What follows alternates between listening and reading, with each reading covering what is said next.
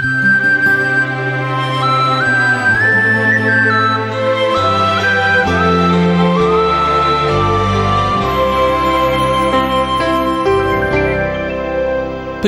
வேதாராய்ச்சியர்களே, இன்றும் உங்களை சந்திப்பதை குறித்து மகிழ்ச்சி அடைகிறோம். தொடர்ந்து இந்த கர்த்தருடைய வார்த்தையை கேட்டு வருகிற உங்களுக்காக கர்த்தரை நன்றியோடு துதிக்கிறோம். இந்த நிகழ்ச்சிகள் உண்மையாகவே உங்களுக்கு பயனுள்ளதாய் இருக்கிறது என்பதை நாங்கள் விசுவாசித்து ஆண்டவருக்கு நன்றி செலுத்துகிறோம். எங்களோடு கடிதத்தின் மூலமாக, SMS மூலமாக, தொலைபேசி மூலமாக தொடர்பு கொண்ட ஒவ்வொருவருக்கும் நாங்கள் நன்றி கூறுகிறோம். ஆங்காங்கே நடைபெறுகிற கூட்டங்களிலே பங்கு பெறுகிறவர்களுக்காகவும் கர்த்தருக்கு ஸ்தோத்திரம் செலுத்துகிறோம்.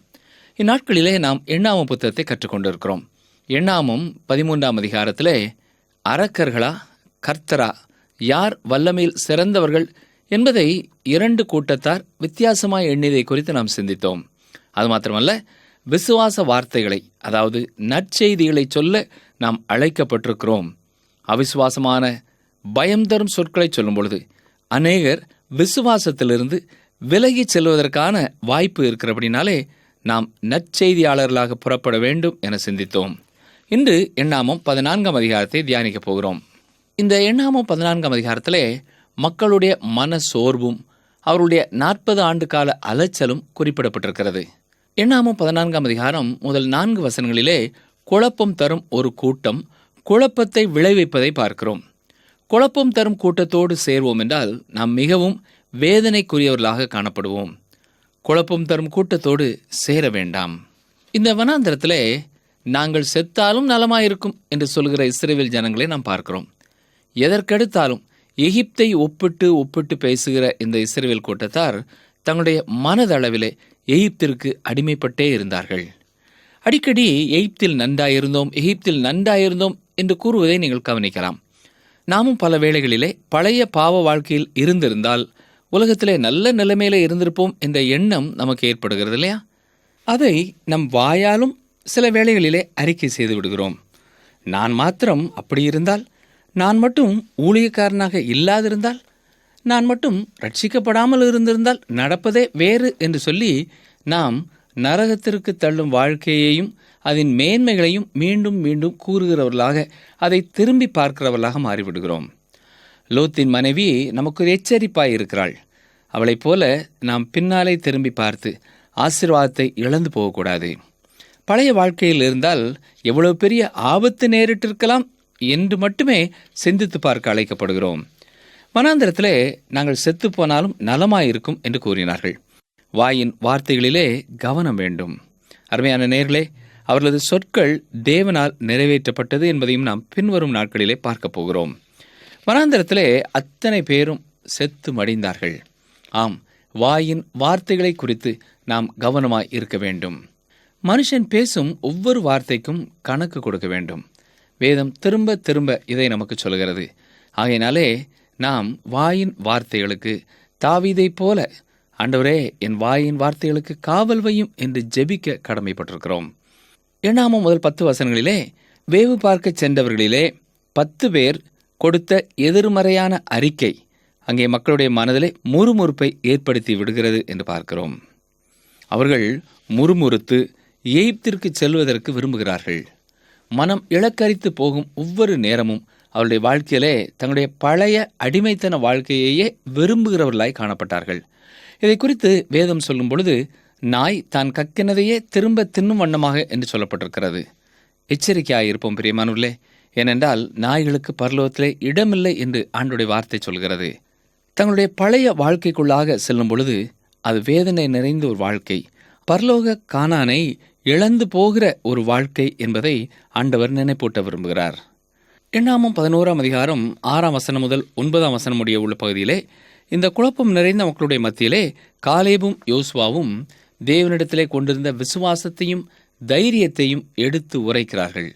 தைரியமாக அவர்களுக்கு முன்னாலே நின்று, நாங்கள் போய் சுற்றி பார்த்து சோதித்த தேசம் மகா நல்ல தேசம், கர்த்தர் நம்மேல் பிரியமாயிருந்தால் அந்த தேசத்திலே நம்மை கொண்டு போய் பாலும் தேனும் ஓடுகிற அந்த தேசத்தை நமக்கு கொடுப்பார், கர்த்தருக்கு விரோதமாக மாத்திரம் கலகம் பண்ணாதிருங்கள் என்று எச்சரிப்போடு கூட உள்ள ஒரு செய்தியையும் ஆண்டவர் வைத்திருக்கிற ஆசீர்வாதமான செய்தியையும் அவர்கள் அங்கே சொல்லுகிறார்கள். ஆம், இவர்களின் ஆலோசனை, இவர்கள் கருத்து, எதிராக இருந்ததால் மக்கள் கோபம் கொண்டார்கள். யார் ஆலோசனை கூறினாலும் அது வேத வசனத்திற்கு ஏற்ப இருக்கிறதா என்பதை ஆராய்ந்து நலமானதை பற்றி கொள்ள வேண்டும். ஆனால் இவர்களோ நலமானதை பற்றி கொள்ள மனமற்றவர்களாய் போனார்கள். வழியிலே நின்று பூர்வ பாதைகள் எது என்று கேட்டு விசாரித்து நல்ல வழி எங்கே என்று பார்த்து அதிலே நடவுங்கள், அப்பொழுது உங்கள் ஆத்மாவுக்கு இளைப்பாறுதல் கிடைக்கும் என்று வேதம் தெளிவாய் கூறுகிறது. அவர்களோ நாங்கள் அதில் நடக்க மாட்டோம் என்று சொல்கிறார்கள். ஆம், எரேமியா தீர்க்கனின் மூலமாய் சொல்லப்பட்ட இந்த வார்த்தை இஸ்ரவேலருக்கும் அன்று அப்படியே அவருடைய வாழ்க்கையிலே அனுபவமாக காணப்பட்டது. அவர்களோ காலேபினுடைய யோசுவாவினுடைய வார்த்தைக்கு செவி கொடுக்காமல் கலகக்காரர்களுக்கு செவி கொடுத்தார்கள். மேலும் எத்தனை மக்கள் நமக்கு எதிராக இருந்த போதிலும் விசுவாசத்தை காத்து கொள்வதே நமது கடமையாக இருக்க வேண்டும் என்பதை நாம் அறிந்து கொள்ள வேண்டும். கர்த்தர் என்னோடு இருக்கிறார் என்ற விசுவாசம் உள்ளவர்களுக்கு தங்களுக்கு எதிரே இருக்கும் போராட்டங்கள் சிறிய வெட்டுக்கிளிகளாகத்தான் தெரியும். ஆனால் கர்த்தரை விசுவாசியாதவர்களுக்கு அவருடைய பிரச்சனைகள் அரக்கர்களைப் போல தெரிவதுண்டு.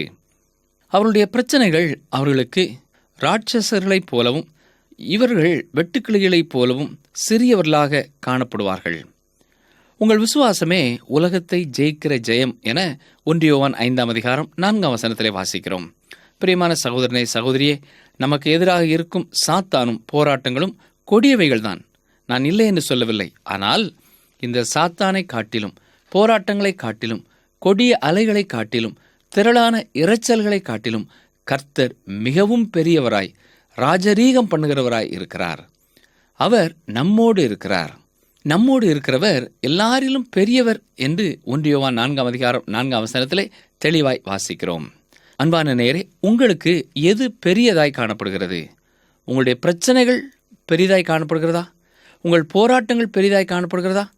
அல்லது உங்களை வேதனைப்படுத்தி கொண்டிருக்கிற வியாதிகள் பெரியவைகளாய் காணப்படுகிறதா?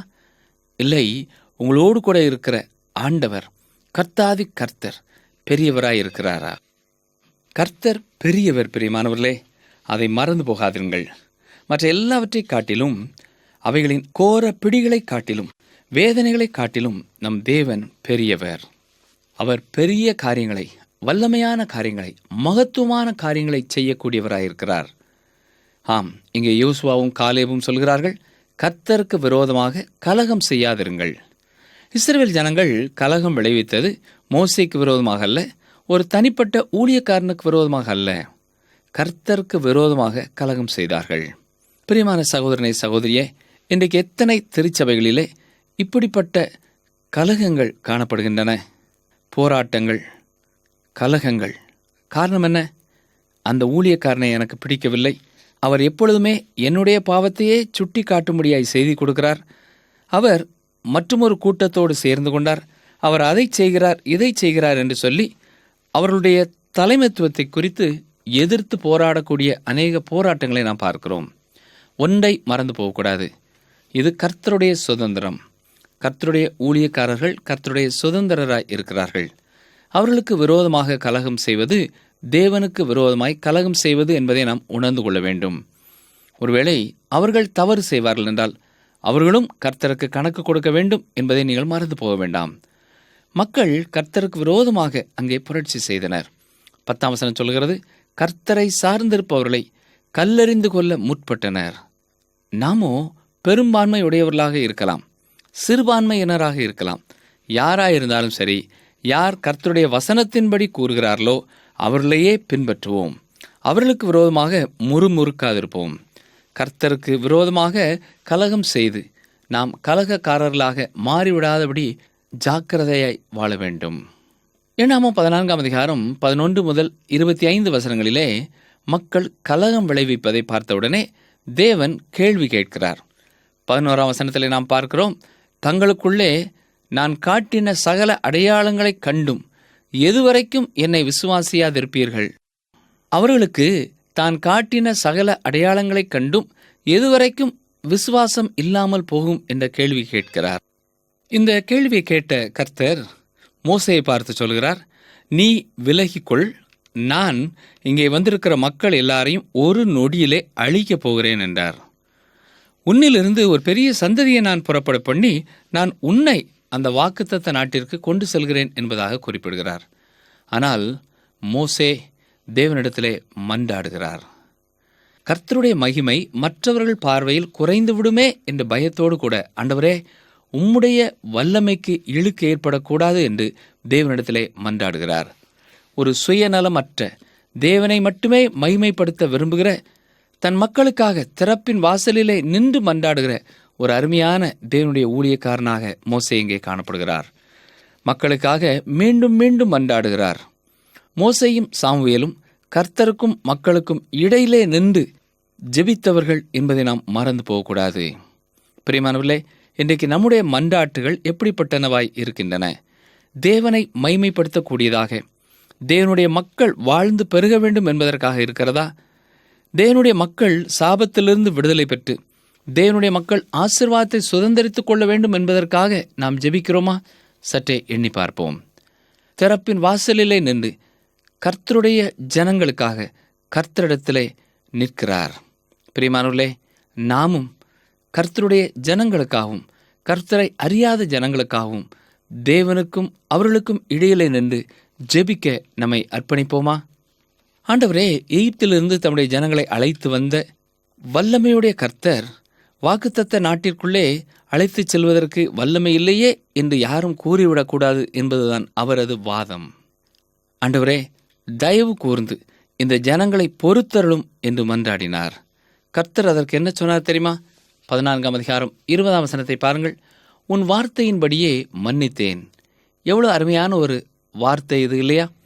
தேவ மனிதனுடைய வார்த்தை தேவனுடைய கோபத்தை மாற்றி விடுகிறது. ஆம் பிரியமானவர்களே, நீங்களும் நானும் கர்த்தருடைய பிள்ளைகளாக வாழும் பொழுது, அழிவின் விளிம்பிலே நிற்கிற மக்களுக்காக நாம் போராடி ஜெபிக்கும் பொழுது, கர்த்தர் நம் ஜெபத்தை கேட்டு தேவனுடைய கோபத்திற்கு ஆளாகி கொண்டிருக்கிற மக்களையும் அவர் விடுதலை செய்வார். உன் வார்த்தையின்படியே அவர்களுக்கு மன்னித்தேன் என்றார். இந்த மேலான ஜெப பணிக்கு நம்மையும் அர்ப்பணிக்கிறோமா? நிகழ்ச்சியை கேட்டுக்கொண்டிருக்கிற அருமையான சகோதரனை சகோதரியே, இந்த TWR தொலைக்காட்சி ஊழியங்களுக்காகவும் வானொலி ஊழியங்களுக்காகவும் இணையதள ஊழியங்களுக்காகவும் நீங்கள் ஜெபிக்கிறீர்களா? இதன் மூலமாய் சந்திக்கப்படுகிற மக்கள் எப்படியாவது கர்த்தரை அறிந்து கொள்ள வேண்டும் என்று ஜெபிக்கிறீர்களா?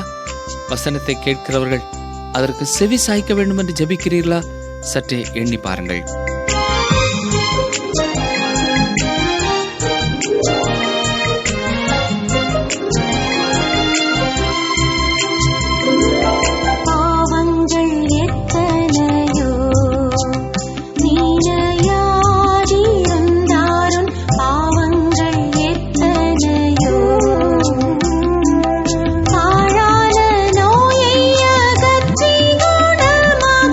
பாழான நோயை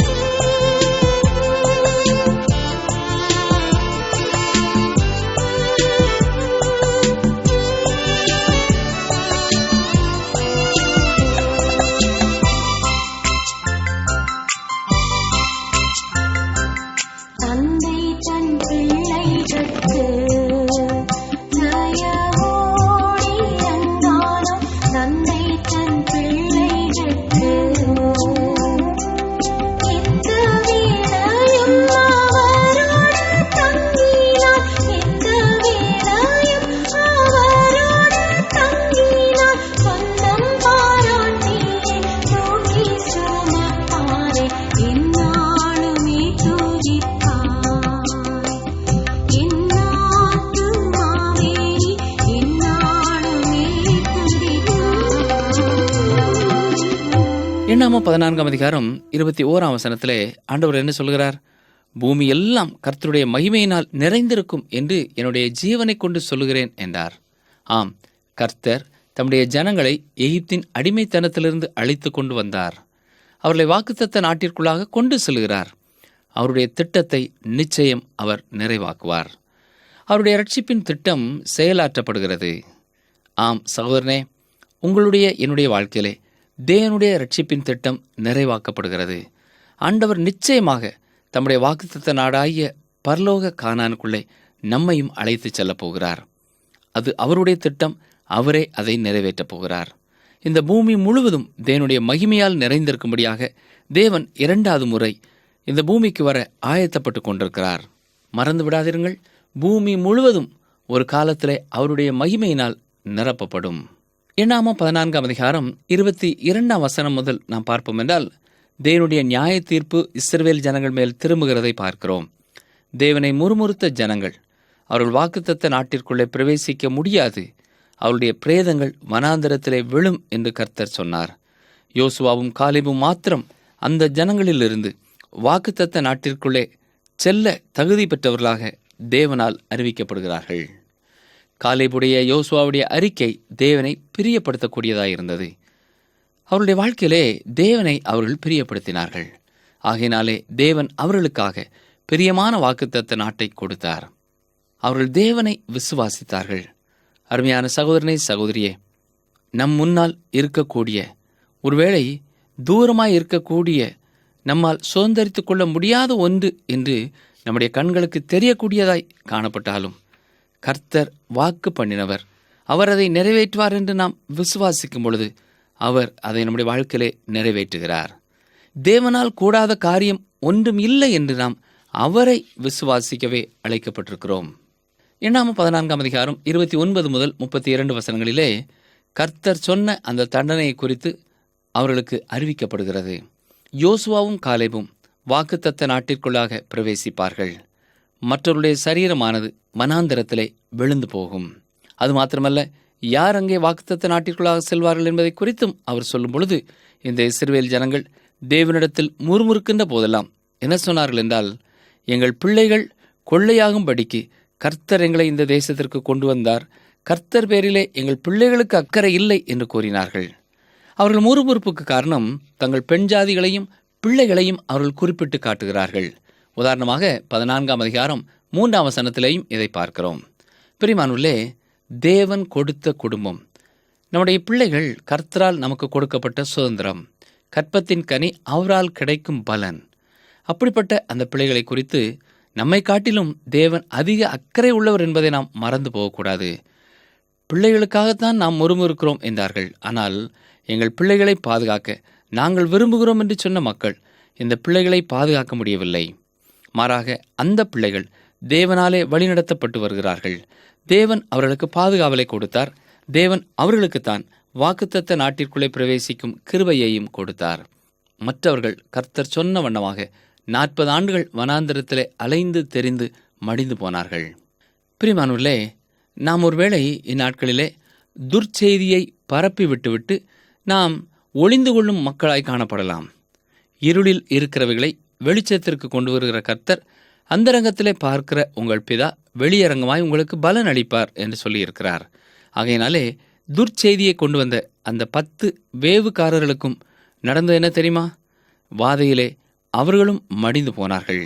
ஆம் பிரியமானுள்ளே, மனிதன் எதை விதைக்கிறானோ அதையே அறுப்பான் என்று வேதம் மிக தெளிவாய் கூறுகிறது. நாம் கர்த்தரை மகிமைப்படுத்தி அவருடைய மகிமைக்காக வாழ அழைக்கப்பட்டிருக்கிறோம். கலகக்காரர்களாகவோ துர்ச்செய்தியை பரப்புகிறவர்களாகவோ அல்ல, நற்செய்தியை நானிலம் எங்கும் கூறி திரிகிறவர்களாக நிற்கவே ஆண்டவர் நம்மை அழைத்திருக்கிறார். கர்த்தருடைய வல்லமையை, கர்த்தருடைய அன்பை, கர்த்தருடைய கிருபையை அறிவிக்கிறவர்களாக அவர் பேரில் உள்ள விசுவாசத்திலே பலப்பட ஆண்டவர் நமக்கு உதவி செய்வாராக. 39 பார்ப்போம் என்றால், மோசே இந்த வார்த்தைகளை இஸ்ரவேல் புத்திரர் அனைவரோடும் சொன்னபோது ஜனங்கள் மிகவும் துக்கித்தார்கள். கவனித்தீர்களா? ஜனங்கள் இப்பொழுது துக்கப்படுகிறார்கள். ஆனால் இந்த துக்கம் எதற்காக வந்த துக்கமாயிருக்கிறது? தங்கள் தேவனுடைய நியாய தீர்ப்பு அறிவிக்கப்படுவதை கேட்டவுடன் அவர்களுக்கு துக்கம் வருகிறது. வாதை வந்து மக்களை வாரிக்கொள்கிறது. துர்ச்செய்தியை கொண்டு வந்தவர்கள் மாண்டு போகிறார்கள். இதை பார்த்துதான் அவர்கள் துக்கப்படுகிறார்கள். தங்கள் பாவத்தின் விளைவினாலே வரும் துன்பங்களுக்காக துக்கமடைவது வேறு, மனம் திரும்புவது வேறு. இங்கே அவர்கள் மனம் திரும்பவில்லை, துக்கமடைகிறார்கள். பாவத்தை வெறுத்து கர்த்தரை விசுவாசித்து பாவத்தின் மீது வெற்றியடையும் வெற்றி வாழ்க்கையே சிறந்த ஒரு வாழ்க்கை. மனஸ்தாபம் மட்டும் போதாது. ஒருவேளை ஐயோ நான் தவறு செய்து விட்டேனே என்று சொல்லக்கூடிய அறிக்கை மாத்திரம் போதாது, முழுமையாய் மனம் திரும்ப வேண்டும் என்று ஆண்டவர் விரும்புகிறார். எண்ணாமம் 14ஆம் அதிகாரம் 40 முதல் 44 வசனங்களிலே தங்கள் தவறை உணர்கின்ற இந்த இஸ்ரவேலர் என்ன செய்கிறார்கள்? நாங்கள் இப்பொழுது செல்லுகிறோம் என்று வாக்குத்தத்த நாட்டை நோக்கி செல்ல முற்படுகிறார்கள்.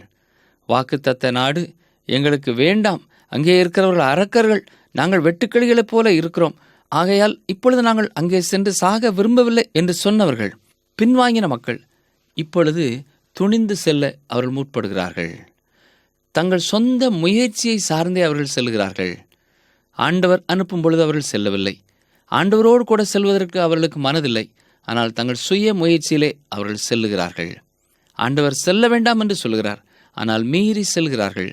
தங்கள் தவறை உணர்கின்ற அநேகர் மனம் திரும்பாமல் அவசரமாக உற்சாகப்பட்டு தங்கள் விருப்பப்படி நன்மை செய்ய முற்படுகிறார்கள். இப்படிப்பட்ட மாறுதல் ஒரு நாளும் நிலைத்திருப்பதில்லை. தேவனுக்காக வைராக்கியம் செய்வதாக பாவனை செய்து கொண்டு தேவனுக்கு பிரியமில்லாததை செய்து தங்களையே மெச்சிக் கொள்ளுகிற மக்கள் உண்டு. இஸ்ரவேலர் மோசேயின் எச்சரிப்பை கேளாமல் போருக்கு சென்று தோற்று போனதற்கு இதுவே காரணம். உடனடியான முழுமையான கீழ்ப்படிதலையே தேவன் விரும்புகிறார்.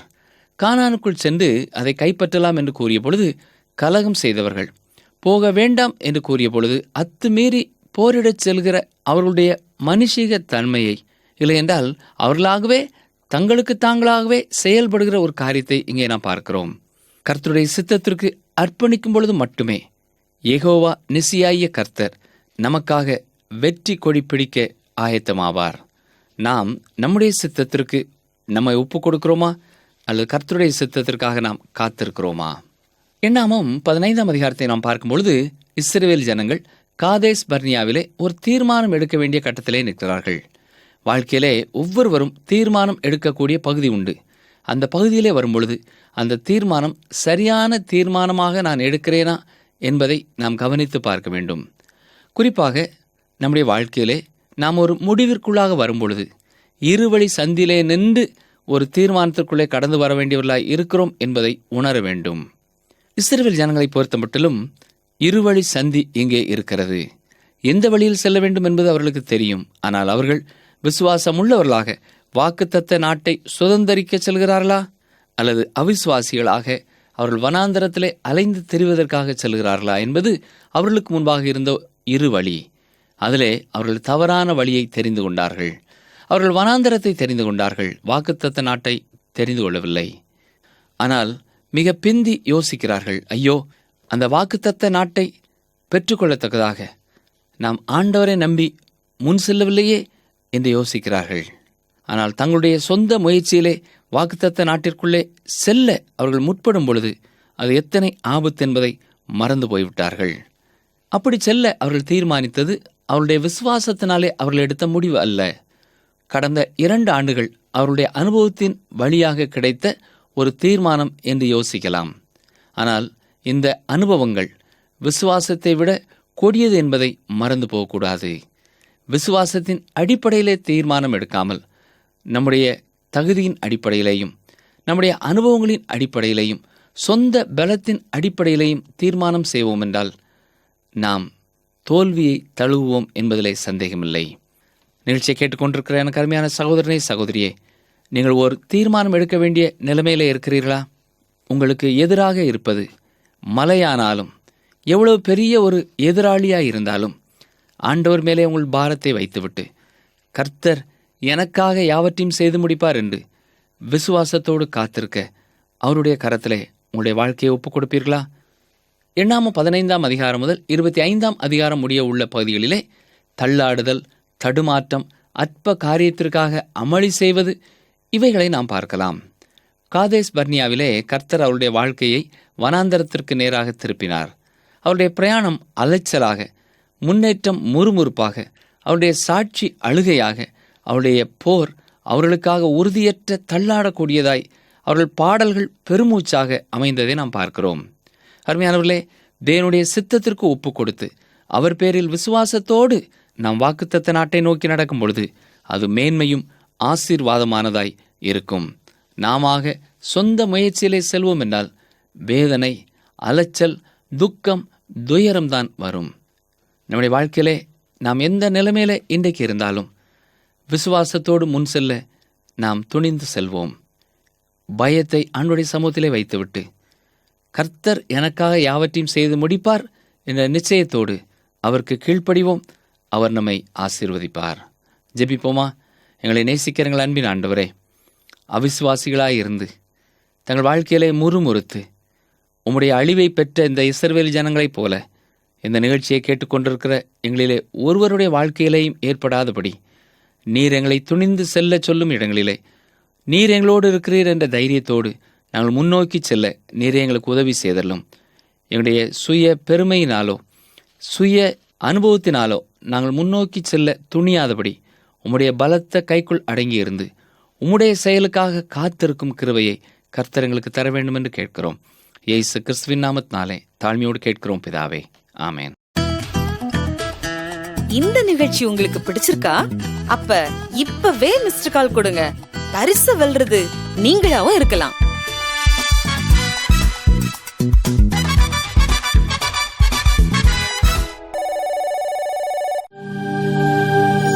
தெய்வ வாக்கு.